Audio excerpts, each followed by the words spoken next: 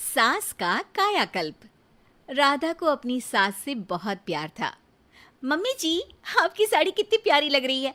काश मैं भी आपके जैसी साड़ी पहन पाती। अरे बेटा, हमारे जमाने में तो साड़ी ही चलती थी। तू क्या करेगी साड़ी पहनकर? दिन भर भागा दौड़ी करती है। साड़ी कंफर्टेबल नहीं फील कराएगी। तू तो ऐसे ही जचती है बेटा।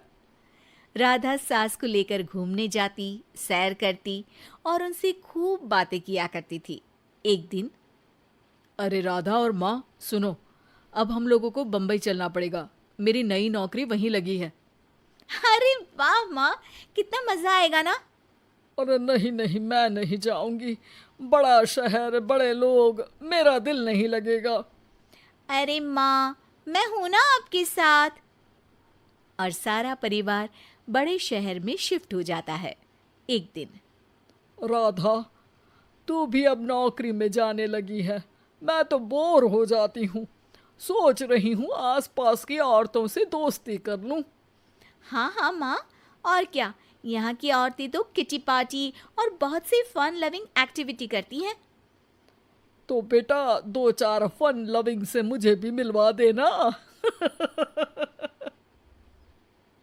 बहू सास के साथ बाहर निकलती है तो देखती है कि सास की उम्र की जो औरतें टहल रही हैं, उनका पहनावा ओढ़ावा सास से बिल्कुल अलग है। लेकिन फिर भी राधा एक औरत को रोकती है। Hello aunty, how are you? Oh great darling. Aunty, हम लोग यहाँ नए शिफ्ट हुए हैं। ये मेरी मम्मी है। क्या ये कल से आप लोगों को ज्वाइन कर सकती हैं? वो औरत सास की तरफ बड़ी ही अजीब नजरों से देखती है, फिर कहती है, अब ठीक है, कल से भेज देना। सास समझ जाती है कि उस औरत को वो ठीक नहीं लगी, लेकिन फिर भी वो कुछ नहीं बोलती। अगले दिन, अरे माँ, अच्छी सी साड़ी पहनकर तैयार होकर जाइए। आपको आपकी दोस्तों के पास जाना है ना। और नहीं नहीं, मैं सोच रही हूँ घर पर बैठकर टीवी देखूं। वैसे भी रामायण का नया एपिसोड आएगा। नहीं माँ, आप जाओ ना, लोगों से मिलो, बात करो, अच्छा लगेगा। ना चाहते हुए भी सास उन लोगों के पास जाती है, लेकिन सभी सास से बुरा व्यवहार करते हैं। सास मुंह लटकाकर घर आ जाती है। बहू समझ जाती है कि सास को कुछ हुआ है। वो रोज सास को पार्क में भेजती, लेकिन सास रोज मुंह लटकाकर वापस आ जाती। क्या हुआ माँ, आप बाहर जाकर खुश नहीं होती हैं? अरे बेटा, खुश तो हूँ लेकिन लेकिन क्या माँ, आपको तो लोगों से मिलना, बातें करना अच्छा लगता था।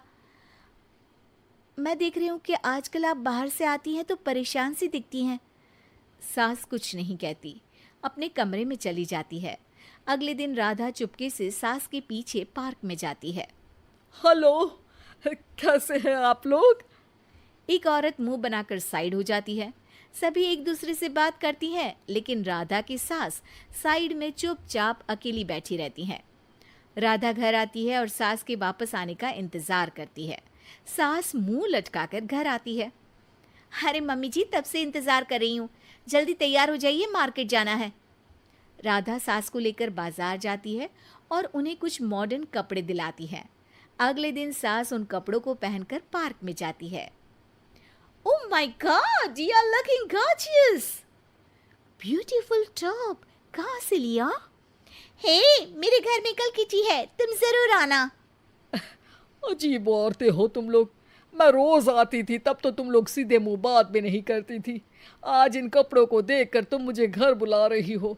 लेकिन सुनो, अब मुझे तुम लोगों से कोई बात नहीं करनी और ना ही दोस्ती करनी है। अरे तुम तो बुरा मान गई। वैसे दोस्ती नहीं करनी थी तो ये कायाकल्प क्यों किया? ये मेरी बहू ने किया है। मैं यहाँ सिर्फ ये देखने के लिए आई थी कि तुमको मुझसे समस्या है या मेरे कपड़ों से। कपड़े तो बदले जा सकते हैं। अच्छा चलो, जो भी हो, अब हम लोग तुम्हें अपने साथ रखने को तैयार हैं। लेकिन अब मुझे तुम लोग नहीं पसंद। ये बोलकर राधा की सास वहां से चली जाती है। वाह माँ जी, आज तो आपका चेहरा खिला खिला सा लग रहा है। लगता है आपकी सहेलियों ने आपको अपना लिया। हाँ, वो तो अपनाना ही था। दिखावे वाली जो है वो, मेरे कपड़े बदलते ही उनका दिल बदल गया। लेकिन आज मैं उन्हें मना कर आई, अरे क्यों माँ जी? क्योंकि उन लोगों को मुझसे नहीं मेरे कपड़ों से दोस्ती करनी थी। वैसे मेरे पास तो तू है ना, मेरी प्यारी बहू, मुझे किसी की जरूरत नहीं है। अरे नहीं नहीं माँ जी, आप ऐसा क्यों सोच रही हैं? बेटा ये गलत भी तो नहीं है, जैसा देश वैसा भेष। क्यों? ठीक है ना माँ, अब जब ये हम लोगों का देश है तो क्यों ना हम यहाँ का भेष अपना ले। हाँ हाँ जरूर, मैं तो तैयार हूँ। समय के साथ खुद को बदलने में कोई बुराई नहीं है, लेकिन कहीं नकल के चक्कर में बंदर ना दिखने लगूं। खैर, बहू लग जाती है सास की कायाकल्प।